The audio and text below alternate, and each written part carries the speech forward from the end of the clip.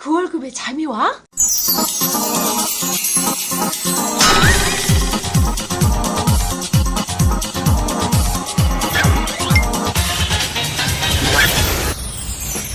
그 월급의 잠이와는 월급이 전부인 2천만 월급쟁이들의 불면증을 해소하는 방송입니다. 네, 안녕하세요. 반갑습니다. 그 월급에도 잠이 가는 방송 머니스토리TV 뭉치양 스민입니다. 네, 이 대표입니다. 네, 이 대표님. 이것도 자주 보니까 좋네요. 저도 정말 이젠 좀 익숙해지려고 하는 것 같은데요. 어때요? 이게 방송을 제가 막 하잖아요. 근데 진짜 이렇게 할 줄 몰랐죠? 진짜 몰랐어요. 왜냐면 예전에 이제 TV에서 방송할 때는 그래도 이제 대본도 있고, 그리고 이제 아나운서와 이제 주거니 받거니를 하면서 이제 전체적인 큰 틀이 있는 상태에서 가는데, 그냥 뭐 저희는 즉답, 그리고 이제 진짜 오히려 이게 더 생방송 같은 느낌이 들어서 상당히 좀 긴장됩니다. 사실 좀 익숙해지긴 했지만 쫄깃쫄깃하죠. 그래서 저희도 이게 방송이 주업이 아니잖아요. 저희 아시다시피 저희도 컨설팅이라는 주업이 있고, 저희 정말 진짜 우리 월급쟁이들 편하게 잠자리 돌리려고 저희가 재능 기부하는 거예요. 그래서 혹시라도 저희 컨텐츠가 부족할 수도 있는데 너그럽게 이야기 좀 해주십시오. 네, 그래서 좀 부족하더라도 잘한다 해주셔야지 계속 댓글 거시면 제가 안 해요. 자, 그래서 오늘은 이 노후 준비 제도에 대해서 간략하게 얘기를 한번 해볼 텐데, 해가 바뀌면서 크게 한 3가지 포인트가 좀 바뀐 것들이 있어요. 그래서 저희가 좀 불필요한 것들을 제거하고, 우리 청취자분들 이 3가지 정도는 꼭 알았으면 좋겠다라는 걸 추려서 한번 얘기 나눠보도록 하겠습니다. 네, 하겠습니다. 자, 첫 번째. 첫 번째, 퇴직할 때 단체 실손을 개인 실손으로 전환 할 수 있다, 없다? 할 수 있다. 네, 있습니다. 사실 저희가 현업에서 가장 이것을 많이 건의하고, 비용적으로 이게 단체 실손과 개인 실손을 두 개 다 가입하고 있는 경우들이 많이 있다 보니까 뭐 그렇다고 중복 보장되는 것도 아니고요. 그래서 이제 상당히 좀 고민이 많았는데, 그리고 이제 또 근로자분들이 저희하고 상담하면서 이거 혹시 개인 거는 해지하면 어떻습니까라고 문의하면 그 역시 저희가 결단적으로 딱 결론 내서 해지하십시오라고 단언코 말씀드릴 수 없었던 게, 해지한 다음에 직장을 또 그만두시면 그렇지. 나중에 가입할 때 다시 심사를 받아야 돼요. 근데 실손보험이 얼마나 무섭냐면, 예전에 그냥 건강보험이나 진단비 관련한 것만 이제 청구할 때는 그 이력이 민영보험사에 그대로 넘어가진 않았거든요. 근데 요즘에는 실손보험이 생기면서 그 데이터들이 민영보험사에서 차곡차곡 쌓여요. 그러면 5년 전에, 10년 전에 어떤 치료를 받았는지 민영보험사에 다 알고 있기 때문에 이렇게 고지를 안 하거나 또 빠뜨릴 수 있는 부분들도 없다. 그러면 가입이 상당히 어려워지고, 결국에는 이제 보험의 사각지대에 놓여, 보장의 사각지대가 생겨서 어려움이 봉착될 수 있는 부분들이 있거든요. 그래서 그러면 그 기간 동안 좀 중지할 수 있는 제도라도 좀 만들었으면 좋겠다라는 건의를 상당히 많이 했었는데, 드디어 올해부터 그 부분이 좀 바뀌어서 따끈따끈한 뉴스를 전달드릴 수 있어서 좀 반가운 마음에 이렇게 좀 전달해 드립니다. 지난 방송에도 얘기를 한번 했었어요. 단체 보험과 개인 실손과 전환이 가능하다는 얘기를 했으니까. 근데 그때는 저희가 좀 두리뭉실하게 얘기했다면, 오늘 이 부분만 좀 자세하게 한번 얘기를 해놓을 텐데, 그러면 이게 동시가입을 해야 되냐, 이 문제가 있을 수도 있거든요. 네. 어떻게 해야 돼? 동시가입이라고 하시면 보험료를 계속 내면서 간다는 말씀이신 건가요? 결론은 이런 제도가 있다면 무조건 납입 중지 제도를 활용하시는 게 금전적으로 도움이 되죠. 왜냐하면 단돈 3만 원 또 5만 원 정도 되는 보험료를 아끼는 거거든요. 그 아끼는 걸 교육자금이나 어쩌면 현재 생활해야 되는 여러 가지 편의자금으로 사용한다면 훨씬 더 행복한 인생이 될 수 있다라고 저는 생각하거든요.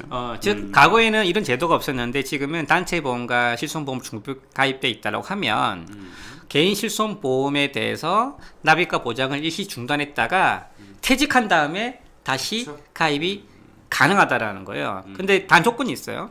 이런 개인 실손 가입하고 1년 지나야 돼. 가입하지 말자 한 달 정도 지났는데, 단체 실손보험이 있다고, 이 단체 실손보험이 있으니까 개인 실손 중지해 주세요, 안 해준다는 거죠. 단체 실손보험이 있더라도 1년 기간에는 중복 가입을 유지하면서 보험료를 내다가 1년 뒤에는 신청을 통해서 그 개인 실손을 중지할 수 있고, 또 중요한 건 뭐냐면, 퇴직 등으로 이제 만약에 단체 실손이 종료됐어, 그러면 가만히 있다고 해서 개인 실손이 자동으로 부활이 되는 게 아니라, 단체 실손이 종료되고 나면 1개월 이내 본인이 신청해야 되고 중요한 건 뭐냐면 이때 이 대표님 말씀하신 것처럼 심사 없이 처음 조건 그대로 가입이 가능합니다. 그럼요. 그리고 이제 여기서 한 가지 팁을 좀 드리면 이제 대부분 이런 이야기는 좀 들어보셨을 수도 있어요. 근데 실무적으로 제가 조금 더 디테일하게 가면 그러면 단체 실손만 가입이 되어 있는 분들도 꽤 많거든요. 그렇지. 왜냐하면 그런 사이에서 고민하면서 개인 실손을 과감하게 해지를 해버리신 거야. 왜냐하면 나는 어차피 이 직장 평생 직장이고 그렇지. 60세까지 다닐 수 있어 생각을 했는데 현실은 또 그렇지 않을 수 있거든요. 그러면 그런 분들은 똑같은 문제가 생겨요. 회사를 그만뒀을 때 개인 실손을 다시 가입해야 되는 문제가 생기는데 보험사에서 인수를 안 해줄 가능성이 상당히 높다. 그러면 그걸 대비하기 위해서 이런 제도가 생겼기 때문에 어떻게 해야 돼요? 제가 볼 때는 개인 실손을 중복으로 일단 가입을 하시는 겁니다. 가입을 하고 그 다음에 납입중지 제도를 해놓으시면 나중에 회사를 은퇴할 때까지는 납입중지로 가다가 어떻게 해요? 회사 은퇴하거나 퇴사를 하면 새로 그거를 전환해서 유지하고 보장받을 수 있다라는 팁을 제가 좀 드리고 싶어요. 예. 그래서 아주 꿀팁이고요. 이 대표님 말씀하신 게 이제 결론적인 저희가 말씀드리고 싶은 부분인데, 근데 이제 실손보험이 없으신 분들이 있어요. 왜냐하면 단체 실손보험 하나만 가지고 계신 분들이 있는데, 이번 제도의 취지는 뭐냐면은 그런 분들이 예를 들면 단체 실손만 가입했다 하더라도 퇴직 이후에 한 달 이내에 본인이 신청하면 단체 실손보험 내용과 동일하게 개인 실손으로 전환을 해준다는 조건이 어찌 보면 이번 취지의 핵심 취지예요. 즉 인수 없이 기존 단체 보험을 그대로 개인 실손으로 전환해줄게. 근데 이게 맹점이 있어. 이 맹점이 뭐냐면은 이 전환을 받으면 보험회사는 이런 해당 시점에 개인 실손으로 전환을 해주는 게 맞아요. 심사 없이. 근데 조건이 뭐냐면은 이때 보장 종목이나 보장 금액이 이런 세부 조건들이 전환 직전에 본인이 가입한 단체 실손보험의 보장 내용과 동일하게 적용이 된다라는 거예요. 그러면 그게 무슨 내용이냐? 그러면은 뭐 굳이 미리 들을 필요 없이 단체 보험 가지고 있다가 퇴직하고 나면 실손보험 가입하면 좋지 않냐? 라고 하는데 재밌는 게 뭐냐면 실질적으로 단체 보험을 한번 뚜껑 열어보십시오. 실질적인 보장을 받는 게 뭐 진단비뿐만 아니라 여러 가지 있지만 가장 기본적인 게 실손에 대한 보장이잖아요. 실손에 대한 보장이 민영보험 같은 경우는 뭐 입원에 대해서 최근 5천만 원까지 보장이 되지만 단체 보험 같은 경우는 보통 1,000만 원 정도까지만 보장이 되는 경우가 태반이다. 그 말의 의미는 뭐냐면은 단체 보험이 있다가 은퇴 이후에 개인 실손 보험으로 전환할 수 있겠지만 보장 한도가 턱없이 작게 가져간다. 그래서 어떻게 해야 된다? 네, 일단은 개인으로도 일단 가입을 해놓고 중지제도 활용하고 그리고 전환제도와 함께 전체적인 거를 아울러서 가시는 게 좋겠다는 생각이고요. 근데 이제 오늘 또 키워드는 노에 대한 부분이잖아요. 근데 단독 실손이든 종합형으로든 뭐 실손을 특약으로 가입했던 어찌되었든 나이가 들면서 보험료는 죽을 때까지 보험을 유지할 때까지 갱신되도록 만들어져 있기 때문에 어느 시점에서 특히 노후에 은퇴하시는 분들은 보험료 부담이 클 수가 있어요. 그런 경우에 대안으로서 이 개인 실손도 노후 실손에 대해서 조금 좀 연두해 볼 필요가 저는 있다라고 생각합니다. 2천만 월급쟁이들의 금융호구 탈출을 위한 그월잠 프로젝트 특허받은 로봇 자산관리 플랫폼 포토윈과 함께합니다.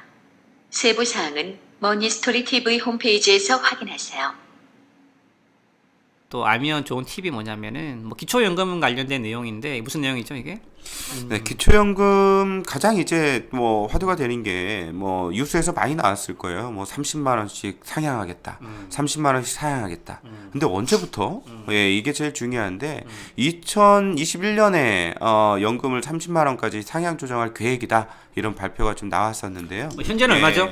현재는 20만 원입니다. 예, 20만 원. 근데 앞으로 그 올해 4월부터 근데 이제 하위 20%에 대해서는 먼저 시행하는 개념으로 이렇게 발표가 된 것 같아요. 물론 이게 뭐 더 확장을 할지 안 할지는 모르겠지만 일단 하위 20%에 해당되는 분들은 기초연금이 30만 원이 수령이 가능하다라는 부분이 상당히 좀 반가운 소식인 것 같습니다. 야, 20만 원 받다 30만 원 받으면은 뭐 50% 이상이네. 어떤 분들한테는 이게 좀 크게 와닿을 수는 있을 것 같습니다. 그리고 지금 뭐 최저임금이 마지막 또 최저임금이 오르면서 이 구직급여도 늘었어요.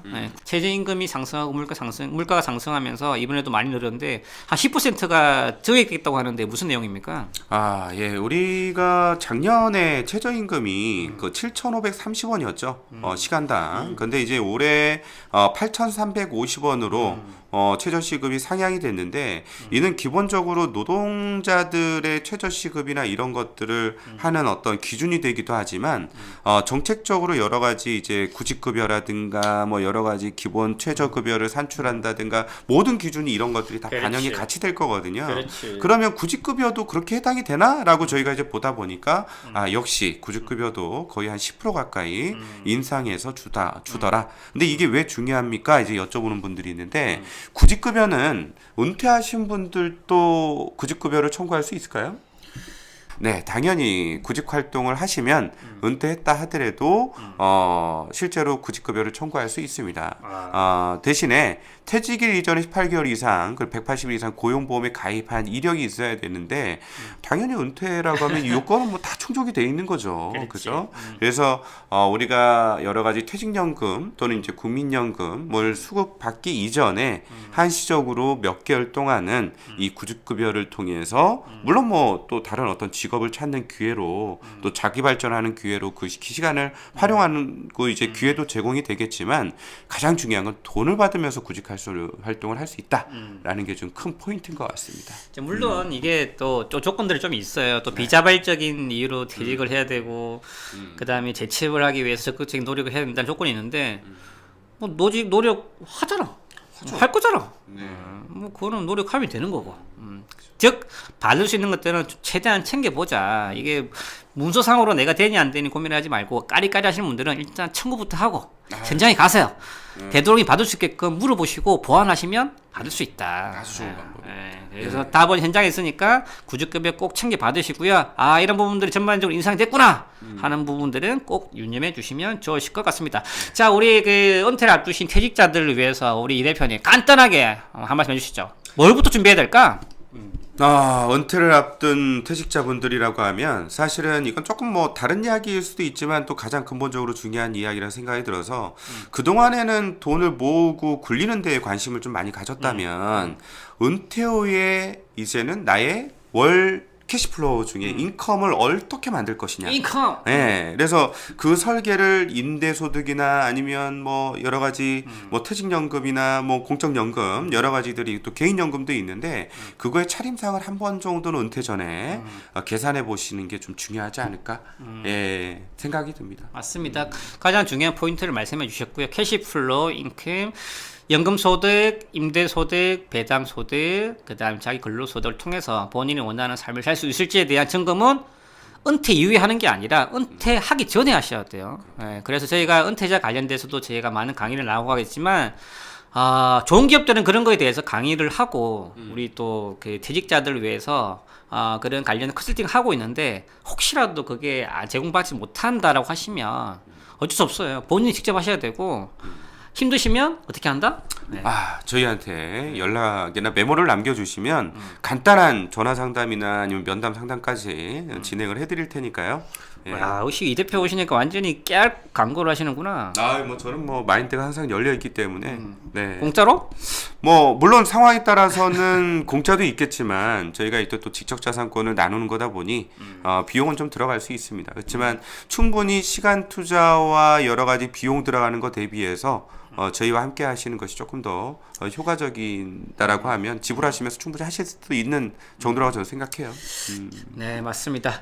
자, 추가적으로 좀 궁금하신 부분들 있으시다면 머니스토리 TV 홈페이지 들어오셔서 메모 남겨주시고요. 또는 그 카톡에다가 뭐 그월장 검색하시면 저희가 또 실시간 답변을 못 드리더라도 저희가 또 최대한 시간 할애해서 우리 캐스트분들 통해서 저희가 성실히 답변 드릴 수 있도록 하겠습니다. 우리 이 대표님 감사합니다. 네, 감사합니다.